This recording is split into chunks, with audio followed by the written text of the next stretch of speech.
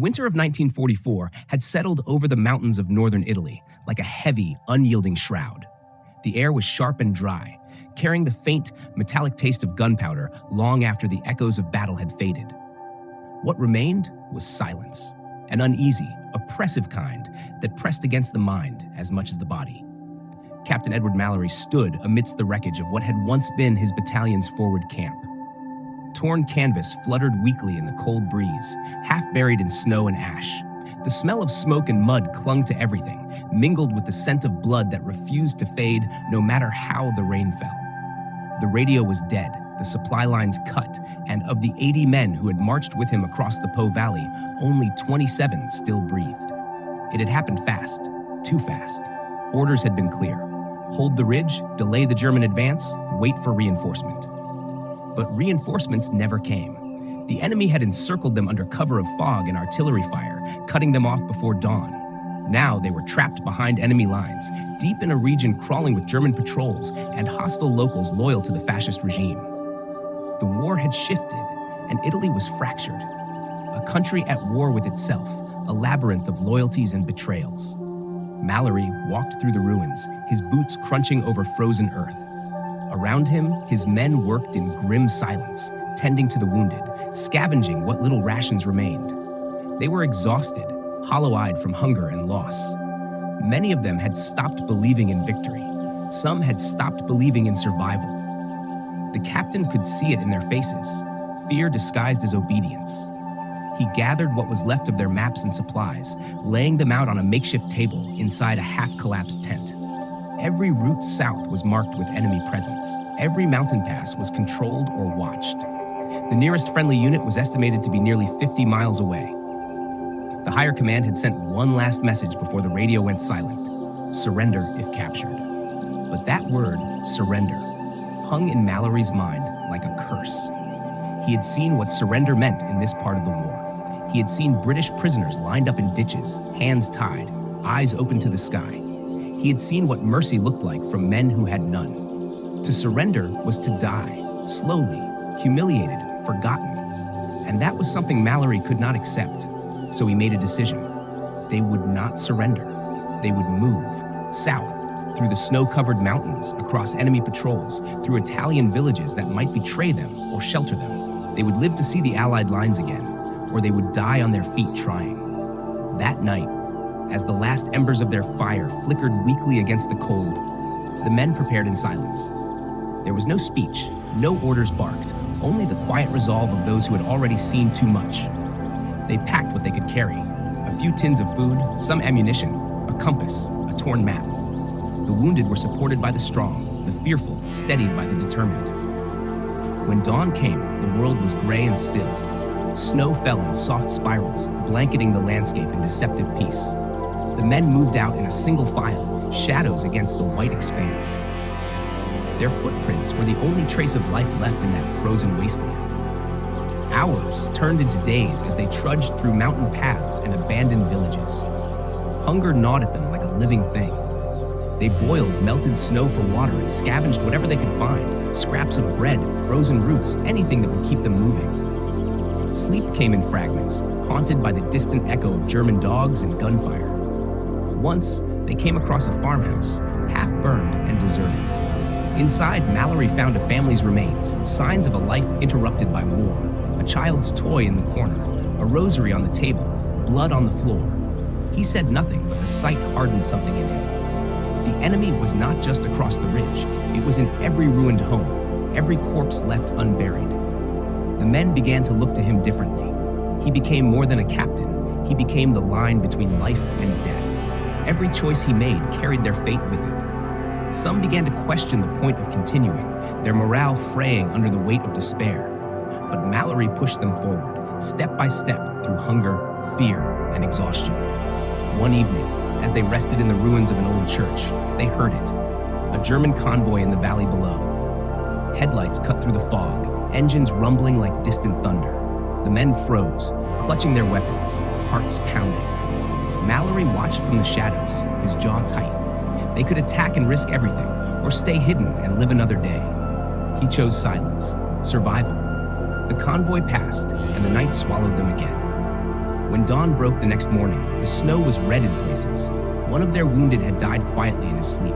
The men buried him under a thin layer of earth and kept moving. There was no time for grief, only the next mile, the next ridge, the next breath.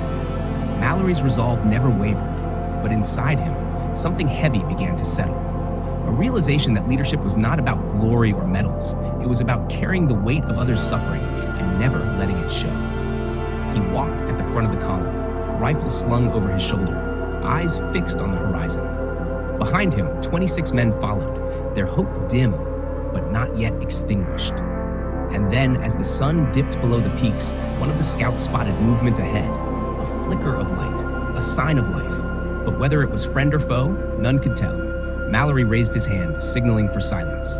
The men crouched low. Disc rolled down from the mountains like a ghostly tide, swallowing the narrow valley in a dense, shifting haze. The air was still, thick with the smell of pine and the faint smoke of distant fires. Captain Edward Mallory crouched behind a fallen tree, studying the faint light flickering in the distance. It came from a small cluster of stone buildings nestled in the valley's hollow, a village, or what was left of one. His men waited behind him in silence, their breath forming pale clouds in the cold air. Every sound carried in the stillness, the soft clink of gear, the muted crunch of boots in snow. They had learned to move like shadows, to exist quietly between life and death. Mallory's instincts screamed caution. Any settlement could be a trap. The Germans were known to use abandoned villages to draw out stragglers. Yet the men hadn't eaten in nearly 2 days. Their rations were gone, their strength ebbing with every mile. He knew he couldn't push them much farther without food or shelter. The flicker of light meant fire, warmth, maybe supplies, or maybe bullets. He motioned for 2 scouts to move ahead. They slipped into the mist, disappearing soundlessly among the trees. Minutes dragged like hours as the rest of the unit huddled in the cold, waiting for the signal. Mallory could feel the tension in his men, fear wrapped tightly around exhaustion. Then, at last, a soft whistle. The signal. All clear. Mallory led them forward, down the rocky path toward the valley floor. The fog thinned just enough for them to see the outlines of the village. A handful of houses, a crumbling church, and a barn whose roof sagged under the weight of snow. The firelight came from the barn, where a faint glow seeped through the cracks in the wood. Inside, they found the scouts standing over a small fire, and near it, 3 villagers, an elderly man, a woman, and a boy no older than 12. They looked terrified, clutching one another as the soldiers entered. Mallory kept his voice low and steady as he tried to calm them, though they couldn't understand his words. Hunger and fear were the only languages that mattered here. The woman hesitated, then pointed to a table where several loaves of coarse bread sat beside a pot of thin soup. Without a word, she pushed the food toward them. The men stared at it, hesitant at first, then devoured it like wolves. It wasn't much, but it was enough to bring life back into their eyes. Mallory watched the woman as she moved carefully around the barn. Her eyes were sharp, calculating. He could see the uncertainty in her face, the question of whether to trust these strange, ragged soldiers. He couldn't blame her. War had turned everyone into liars, survivors, and ghosts. That night, they rested inside the barn. For the first time in weeks, there was warmth. The fire crackled softly, and the sound of rain drumming on the roof became a kind of lullaby. The men slept with their rifles close, but sleep came easier than before. Mallory sat near the door, keeping watch. Just before dawn, he saw movement outside, a shadow slipping between buildings. His hand went instinctively to his weapon, heart pounding. He crept to the door, peering into the gray light. A figure darted into the church ruins, moving quickly, purposefully. Mallory followed, silent as the mist. Inside the church, he found the elderly villager kneeling before the altar. But something was wrong. The man wasn't praying. He was digging through the stone floor. Mallory's eyes caught the faint gleam of metal, a hidden radio transmitter. In that instant, he understood. The old man wasn't just a frightened villager. He was a collaborator, a German informant. The radio meant only one thing. The enemy knew they were here. Mallory lunged forward, grabbing the man's arm and dragging him from the device. The man's eyes went wide with terror, his mouth opening in a soundless plea. But it was too late. A distant rumble echoed through the valley, the sound of engines, many of them. Trucks. German patrols. Mallory sprinted back to the barn, shouting for his men to move. The peace of the night shattered in an instant. Boots pounded against the frozen ground, rifles clattered, voices barked orders. The soldiers scrambled into the trees, abandoning their brief refuge as headlights cut through the fog. Bullets tore through the night. The village erupted in chaos. Shouts in German, the sharp crack of rifles, the desperate scramble of boots on stone. 2 of Mallory's men fell before they reached the tree line. Another was wounded, but dragged along by his comrades. By dawn, the valley burned. Smoke curled upward into the pale sky as Mallory's unit fled into the mountains once more, driven by desperation and guilt. The woman and child who had helped them were gone. Whether taken, killed, or escaped, no one knew. When they finally stopped, high in the snow-covered hills, the men were silent. Each of them knew what the radio had meant. They were being hunted now. The Germans would not stop. They would sweep the mountains, combing every pass until not a single man remained. Mallory stood at the ridge, staring down at the smoke rising from the valley below. His hands trembled, not from cold, but from the weight of command. His decision to trust the villagers had cost lives. He could feel the silent judgment of his men behind him, but surrender was still not an option. He turned to face them, his expression carved from stone. There was no need for words. The look in his eyes said everything. They would keep moving, south through the mountains toward the faint hope of the Allied lines. As they disappeared once more into the snow and fog, the valley behind them faded into silence. But the sound of engines echoed faintly in the distance, growing louder with earth loomed like giants of ice and stone, their jagged peaks shrouded in rolling clouds. The cold bit through fabric, through skin, through resolve. Snow fell endlessly now, blanketing everything in blinding white. The world had narrowed to a single truth: survival. Captain Mallory led from the front, his boots crunching through snow so deep it reached his knees. Behind him, 21 men followed, gaunt and weary, their faces hollowed by hunger and sleepless nights. They moved through narrow passes and frozen ravines, their breath forming pale trails that vanished as quickly as hope. The Germans were close, too close. For days, Mallory had heard them, the distant thrum of truck engines echoing off cliffs, the bark of orders carried by the wind, the occasional staccato burst of gunfire. Each sound was a reminder that the enemy was not far behind. The mountains had become a vast chessboard, and every wrong move could mean the end. They traveled by night, resting during daylight hours in caves or beneath overhangs covered with snow for camouflage. Sleep came in fits, haunted by dreams of home, of warm meals and laughter that felt a lifetime away. Mallory didn't dream. He didn't allow himself to. His mind was fixed on the map he carried, a torn scrap of parchment showing a path through the Alps toward the Allied lines near Florence. But even the map was unreliable. Paths had changed, villages destroyed, rivers frozen solid. The land itself seemed to turn against them. Once, as they crossed a narrow bridge over a ravine, the wood cracked under the weight of a soldier. The man plunged into the abyss before anyone could react. His scream was swallowed by the wind. They didn't stop to look down. There was no time for mourning. By the 5th night, the snowstorm worsened. Visibility dropped to almost nothing.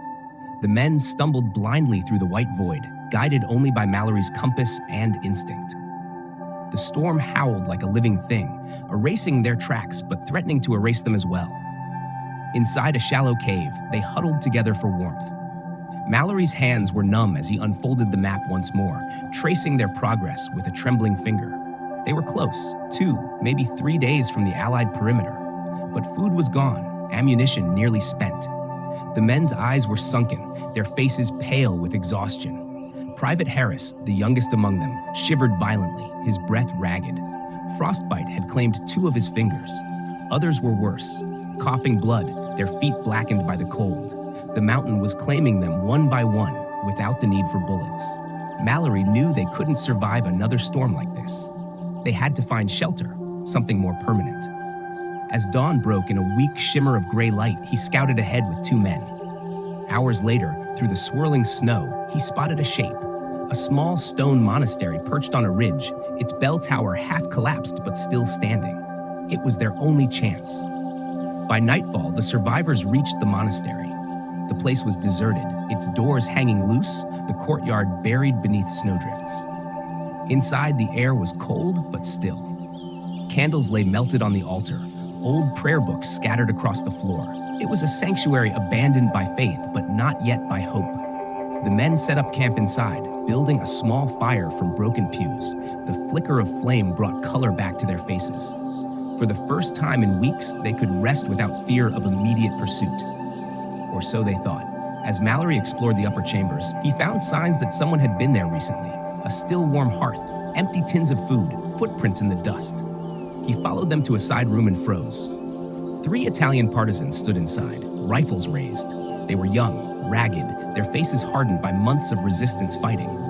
For a long moment, no one moved. Then one of them lowered his weapon and stepped forward, eyes searching Mallory's torn uniform. He recognized the insignia, British, Allied, not enemy. They spoke in broken English and rough Italian, words tumbling out in urgency. The Germans were close, they said. A patrol had been seen heading toward the monastery. Mallory's stomach tightened. The storm had covered their trail, but not forever. The partisans offered help, but their supplies were few. Some bread, a little ammunition, and knowledge of the terrain. They knew secret passes, hidden paths carved through the rocks where even the Germans rarely went. Mallory didn't hesitate. The plan was clear. Rest one night, move at dawn. That night, as the wind howled outside, Mallory sat near the fire, staring into the flames. His thoughts drifted to London, to the wife he hadn't seen in 3 years, to the life he had promised he'd return to. The war had stripped him of everything except duty, and now even that was being tested. Around midnight, the sound came, faint but unmistakable, the crunch of boots on snow, the low murmur of voices outside the monastery walls. The Germans had arrived. Mallory's pulse quickened. He moved silently through the shadows, signaling his men. The fire was extinguished, rifles loaded, positions taken behind stone columns and doorways. The monastery became a tomb of breathless tension. Then, the doors burst open. Flashlights cut through the darkness. Gunfire exploded, echoing through the ancient halls. The stone walls shook as bullets ricocheted off them. Mallory fired back, the air thick with smoke and dust. The Germans poured in, disciplined and relentless. The partisans fought with feral desperation, shouting as they charged from the upper gallery. One by one, they fell, their bodies crumpling beside the altar. Mallory's men returned fire until their rifles clicked empty. Then came silence again, heavy finally. When the smoke cleared, the floor was littered with shell casings and blood. Half his unit was gone, the partisans too. Only 10 men remained alive, wounded, trembling, staring at Mallory with hollow eyes. They couldn't stay. The Germans would regroup, bring more troops.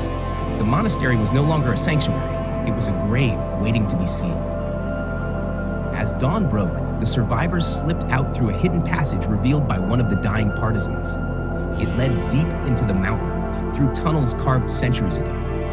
Mallory led them down into the darkness, away from the burning monastery, his heart heavy, but his resolve unbroken. Behind them, the sound of German horns echoed across the valley, a promise that the hunt was far from over. The tunnels seemed endless. Cold, damp air clung to the walls like breath from the dead, and each step echoed in the darkness. The flickering lantern light cast long, wavering shadows that made the stone feel alive. Mallory moved at the front, his hand gripping the map, though it was of little use here. The tunnels twisted and turned like a serpent beneath the mountain, remnants of some forgotten monastery catacomb system. Behind him, the remaining men trudged in silence. 10 soldiers. That was all that remained of the 80 who had once marched proudly under the British flag. Their uniforms were torn, their boots worn to shreds, their faces ghostly pale in the dim light. Hunger gnawed at them, hope flickered like the dying lantern they carried.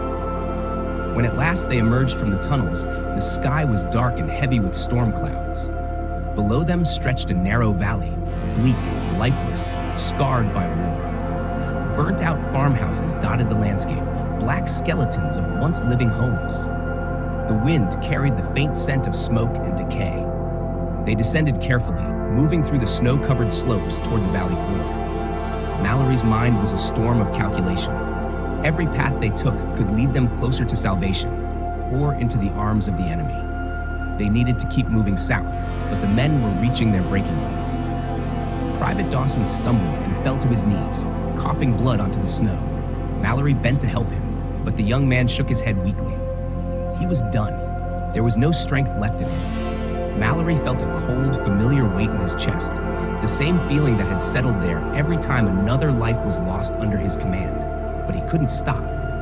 Not now. He placed a hand on Dawson's shoulder, then rose, leading the others forward. The wind howled louder as the day dragged on. The valley grew narrower, its cliffs rising steeply on either side. They were entering what locals once called the Valley of Ashes, a name earned when the Germans burned entire villages here during their retreat. It was a cursed place, empty and silent, except for the whispers of the past. By dusk, they found the remnants of a farmhouse. The roof was half collapsed, the walls scorched, but it offered shelter from the wind. They made camp inside, lighting a small, hidden fire. The warmth was weak but precious. The men huddled close, chewing on scraps of stale bread one of the partisans had given them before dying in the monastery. Mallory sat apart, staring through a broken window into the storm. His thoughts were darker than the night. He had defied a direct order, not to surrender, not to seek capture if cut off. Somewhere, deep down, he wondered if he had led his men into hell for pride. Yet surrender still felt worse than death. He couldn't bring himself to bend the knee to an enemy that showed no mercy. As the wind battered the farmhouse, a new sound rose beneath it. Distant engines. Mallory froze, his hand going to his rifle. The others looked up, eyes wide. The sound grew louder, closer. Trucks. German patrols. Mallory extinguished the fire instantly. Darkness swallowed them whole. He motioned silently for his men to take positions. Through a crack in the wall, he saw the faint glow of headlights cutting through the snow. A convoy was passing along the valley road. 4 trucks, maybe 5, with soldiers marching beside them. For a moment, it seemed they might pass without incident. But then, one truck slowed. A beam of light swept across the ruins, landing on the collapsed roof. Shouts followed. Mallory cursed under his breath. They'd been seen. Gunfire erupted. Bullets tore through the wooden walls, splintering the air. The men returned fire, the echoes rolling through the valley like thunder. Smoke and snow mingled in the chaos. One of Mallory's men, Corporal Hensley, was hit in the chest, collapsing with a sharp gasp. Another screamed as a grenade exploded nearby, shaking the building to its foundations. Mallory knew they couldn't win this fight. They were outnumbered, outgunned, and surrounded. He shouted for his men to fall back through the rear wall, his path leading them into the forest behind the farmhouse. Snow swallowed their footsteps as they fled into the trees, leaving behind the burning ruin. For hours they climbed, their bodies driven by sheer instinct. The gunfire faded behind them, replaced by the steady roar of wind through the peaks. When they finally stopped, dawn was bleeding over the horizon, pale and cruel. They counted themselves. 7 left. 7 men out of 80. Mallory stared at their faces, pale, exhausted, eyes hollow. Every one of them looked to him, waiting for orders, for direction, for something to believe in. He felt the weight of their gaze like chains. He couldn't falter. He turned his eyes southward, toward the distant hills where the Allied lines were rumored to be. Another 2 days, he told himself silently. Just 2 more days. They marched on. By afternoon, they came upon a river, half frozen, its surface a sheet of gray ice, broken by black water. They followed it downstream, hoping it would lead them to the valley floor. But then they found the bridge and froze. It was held by Germans. A checkpoint had been set up on the far side, with sandbags, machine guns, and soldiers huddled near fires. Trucks were parked nearby, and officers stood talking in the open. Beyond that bridge lay the road that could lead to safety. Mallory studied it from the cover of trees. His mind raced. There were too many to fight, too few to sneak by unnoticed. But if they turned back, they would die in the mountains. It was an impossible choice, the kind that haunted commanders long after wars were over.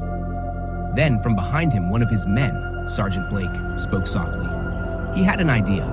The river's current was strong, but the ice might hold long enough to cross silently downstream from the bridge. It was risky, suicidal even, but it was their only chance. Mallory hesitated only a moment before nodding. The plan was set. As darkness fell once more, they crept down to the river's edge. The water hissed beneath the ice, whispering of the lives it had already claimed. One by one, the soldiers stepped onto the frozen surface, their weight creaking ominously with every step. Mallory went last, his eyes fixed on the opposite bank. Halfway across, the ice cracked. A sharp, splintering sound tore through the night. The men froze. Then came the inevitable. A thunderous break, the ice collapsing beneath them. The river swallowed them whole. The cold was instant, merciless. Mallory gasped as the water closed over his head, dragging him under into darkness. The current ripped at his body, his rifle, his breath. He kicked, fought, clawed his way upward, lungs burning. When he broke the surface, he was alone. The world was a blur of black and white, water and sky. The current carried him downstream, away from the bridge, away from the others. He called out, but the river gave no answer. When at last he crawled onto the far bank, shivering, coughing, his vision swam. Snow fell gently around him, silent and cold. Of his men there was no sign. Mallory collapsed to his knees, his strength finally gone. For the first time since the war began, he felt utterly, terrifyingly alone. But as he raised his head, he saw something through the blur, a faint light flickering in the distance. A farmhouse, a figure in uniform. Friend or foe? He didn't know. He dragged himself forward anyway. The world around Captain Edward Mallory was nothing but gray. The sky, the earth, the snow, all had blended into a single, lifeless color. His body was a mass of pain, his clothes frozen stiff against his skin. The river had nearly taken him, and it had taken everything else. His map, his rifle, his men. He lay there for a long while on the riverbank, listening to the wind hiss through the trees. His breath came in ragged bursts, and each one stung his chest like knives. The faint light in the distance flickered again. Warm, alive, unreal. It seemed to beckon him forward. He forced himself to move. Each step was agony, his boots heavy with water, his limbs numb from the cold. The snow crunched faintly beneath him as he stumbled toward the light. The world tilted and blurred, his vision dimming at the edges, but he kept going. When he reached the farmhouse, he collapsed against the door. It creaked open under his weight, revealing a small, dimly lit room. A fire burned weakly in the hearth. The smell of wood smoke and something cooking filled the air, a smell so achingly human it made his throat tighten. And then he saw them. Two figures, an elderly Italian woman and a young man, perhaps her grandson. They froze when they saw him, eyes wide with fear. Mallory looked like a ghost, drenched, blood-stained, hollow-eyed. He tried to speak, but no sound came out. His vision swam, and before he could reach for the wall, the world went dark. When he woke, it was to the crackle of fire and the faint sound of rain against the windows. He lay on a rough bed beneath a wool blanket, his body trembling violently. The old woman sat beside him, placing a hand on his forehead. Her eyes were kind but wary. The young man hovered near the doorway, a rifle in his hands. Mallory tried to sit up, but she gently pushed him back. He managed a weak nod, understanding. They were helping him, but they didn't trust him. Not yet. In this war, no one trusted strangers. Days passed in fragments. The woman tended his wounds with quiet efficiency. The young man, whose name Mallory later learned was Luca, kept watch by the window, scanning the snow-covered hills. Through broken Italian and gestures, Mallory learned that German patrols had been sweeping the region in search of British escapees. He didn't have to ask who they were looking for. His men were gone, perhaps captured, perhaps dead. The thought tore at him, but he couldn't let himself believe it completely. Somewhere in the endless white, maybe one or two had survived. Maybe. By the fourth day, Mallory could stand. He dressed in spare clothes Luca had given him, rough farmer's garments that disguised his uniform. He looked nothing like an officer now, just another refugee scraping life from the ruins. But the reprieve couldn't last. That evening, the sound came. Engines again, distant but unmistakable. Luca's head snapped toward the window, his eyes wide with dread. German trucks. They were close, maybe half a mile down the road. Mallory's instincts took over. He told Luca, with gestures, urgency, and the universal language of fear, that he needed to leave immediately. Staying would endanger them both. But the old woman shook her head. She pointed toward a trapdoor near the fireplace. A cellar. Mallory hesitated, then nodded. The woman lifted the door, revealing a narrow, dark space beneath the floorboards. He climbed down, the wood closing above him just as the sound of boots and shouting filled the air outside. From below, Mallory could hear everything. The pounding on the door, the bark of German voices, the crash of boots against furniture. He clenched his fists, every muscle tense. The soldiers searched the house, overturning chairs, demanding answers. He could hear Luca's trembling voice, the old woman's calm defiance. Then came silence. The boots receded, the door slammed. Mallory waited, heart hammering, until Luca lifted the hatch and whispered for him to come out. The house was in disarray, but the Germans were gone, for now. Luca's face was pale, his hands shaking. He gestured frantically toward the hills. They had to leave. Mallory didn't argue. He gathered what little food he could, a crust of bread, a flask of water, and nodded in thanks to the old woman. She pressed something into his hand, a small silver cross. For luck, perhaps, or forgiveness. He stepped out into the night. Snow fell softly, muting every sound. The farmhouse faded behind him as he and Luca made their way into the hills. For 2 days they traveled, keeping to the forests and ravines.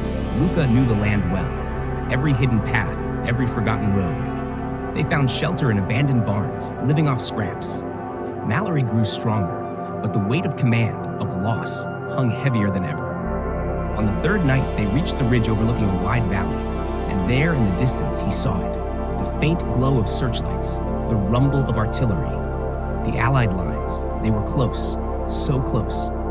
But between them and safety lay one final obstacle. A German encampment sprawled across the valley floor, blocking the only viable pass. Trucks moved in and out, soldiers patrolled the perimeter, and machine guns guarded the road. Luca pointed toward the opposite slope, where a path wound behind the camp. A narrow gorge cut through the rocks, leading straight to the Allied perimeter. It was treacherous but passable. Mallory studied it, then nodded. They would make their move before dawn. That night, they rested in silence, hidden among the trees. The moonlight shimmered on the snow, casting long shadows. Mallory couldn't sleep. His thoughts drifted to the faces of his men, Dawson, Hensley, Blake. Every one of them lost because he refused to surrender. Was courage worth this much death? He didn't know anymore. But he knew one thing. If he made it out, their sacrifice wouldn't be forgotten. As the first light of dawn touched the mountains, Mallory and Luca began their descent toward the gorge. Each step brought them closer to freedom, and deeper into danger. The air was still. The valley below was silent. Then, from behind them, a sharp crack split the morning air. A gunshot. Luca fell. Mallory froze, staring at the boy's lifeless body as German voices shouted from the ridge above. His heart stopped, then started again, pounding with a fury that drowned out everything else. The Germans had found them. He had one choice left: run. The world erupted in chaos.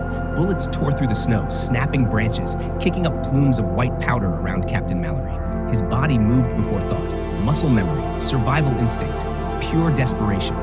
He threw himself into the ravine, the impact knocking the wind from his chest. The echo of gunfire ricocheted through the valley as German soldiers shouted orders from above. Luca's body lay motionless at the top of the ridge. Mallory didn't dare look back. He couldn't. The grief clawed at his heart, but the living couldn't stop for the dead. Not yet. He scrambled down the slope, his hands bleeding, boots slipping on ice, every breath tearing his throat raw. The gorge was his only hope, a narrow cut through the mountains leading to the faint, distant safety of the Allied lines. The snow had begun again, thick and relentless, covering his tracks but blinding his path. The world shrank to sound and movement, the distant crack of rifles, the hiss of wind, the rush of blood in his ears. Somewhere behind him, dogs barked. The Germans were pursuing, closing the gap. He reached the gorge's mouth just as another shot rang out, striking the rock inches from his head. He stumbled forward, deeper into the narrow passage where the walls rose high on both sides, offering both protection and a deadly trap. The path wound for miles. Time lost meaning. Mallory's limbs felt carved from stone, his body half dead, but driven by the single, unbreakable thought of survival. The image of Luca falling replayed in his mind, the young man who had risked everything for a stranger, a boy who never saw the end of the war. The sound of engines faded behind him. The pursuit was faltering, the terrain too treacherous, the snow too heavy. Mallory pressed on, step after step, his boots sinking deep into the white abyss. By dusk, the storm eased. The gorge opened into a vast plain, and there, across a shallow river and miles of open ground, he saw it. The faint outline of Allied tanks, marked with the white star of the British 8th Army. He had made it, almost. A shout echoed behind him. German voices again, closer than he'd hoped. They'd followed the gorge after all. He turned, exhaustion giving way to grim resolve. There was no time to hide, no strength left to run. He dropped to one knee, raised the rifle he'd taken from Luca's pack, and waited. The first German soldier appeared at the mouth of the gorge, his weapon raised. Mallory fired once. The man dropped. Another came, then another. Mallory's shots rang through the frozen air, each one echoing like defiance itself. But his strength was gone, his hands trembled, the rifle clicked empty. The Germans advanced, cautious now, wary of what they couldn't see. Mallory dragged himself to the river's edge, his body screaming in protest. Across the water, Allied soldiers were gathering, silhouettes moving fast, shouting to one another. He could hear the faint, unmistakable hum of an armored vehicle approaching. Hope. Mallory raised his arm, waving weakly. A bullet grazed his shoulder, spinning him to the ground. The cold water soaked through his clothes, but he crawled forward, inch by inch, until his hand broke the surface of the river. The sound of gunfire erupted from the opposite bank, Allied rifles answering the German attack. Then, silence. The Germans retreated under the sudden barrage, their shouts fading into the mountains. Mallory collapsed in the river, face pressed against the ice. Strong hands grabbed him, pulling him up, dragging him across to safety. Voices surrounded him, English voices. One shouted for a medic, another asked his name. He tried to answer, but his words dissolved into the cold air. Days later, Captain Mallory awoke in a field hospital. The world was warm again, too warm. The sterile smell of antiseptic filled his lungs, and the steady hum of machines pulsed in his ears. His arm was bandaged, his face gaunt, but he was alive. The doctor told him he'd been found half frozen in the river, that he'd been missing for nearly 3 weeks, that no one had expected to see him again. Mallory asked about his men. Some had been found days earlier, captured near the village. Others never surfaced. He listened in silence, eyes fixed on the tent's ceiling, his mind drifting between past and present. He reached into his coat pocket and found the small silver cross the old woman had given him. It was still there, tarnished, cold, but unbroken. He closed his fist around it. Later, a general came to see him. He congratulated him for his bravery, for defying surrender, for leading his men through impossible odds. Mallory nodded politely, but inside, the words rang hollow. He hadn't done it for glory. He had done it because surrender was something he couldn't live with. And yet, as he looked at the empty beds around him, each one a man who hadn't made it, he wondered what true courage really was. Weeks passed. When he was finally discharged, he returned to the village where it had all begun. The war had moved on, the front pushed north, but the scars remained. Burnt houses, ruined fields, and graves without names. He found the farmhouse again, though it was little more than ash now. The woman and Luca were gone. In the ruins, he placed the silver cross on the charred remains of the hearth. The snow began to fall again, soft and silent. He stood there a long while, staring into the white horizon. The world was quiet, finally. The war had not yet ended, but in that moment, Mallory felt a strange kind of peace. The peace of a man who had lost everything, but still refused to surrender. He turned and began to walk down the road, leaving no footprints behind. Epilogue. Months later, when the war finally ended, Captain Edward Mallory was awarded the Distinguished Service Order. But those who served with him said he never spoke of the medal, nor of the men he'd led through the mountains. He returned to England, living a quiet life near the sea, far from battlefields and politics. Neighbors remembered him as a solitary man, calm, kind, and haunted by something only he understood. And sometimes, on winter nights when the snow fell thick and silent, he would walk to the cliffs, gaze across the dark water, and whisper into the wind the names of those who never came home. Because courage, he had learned, was not in defying death. It was in remembering those who did not.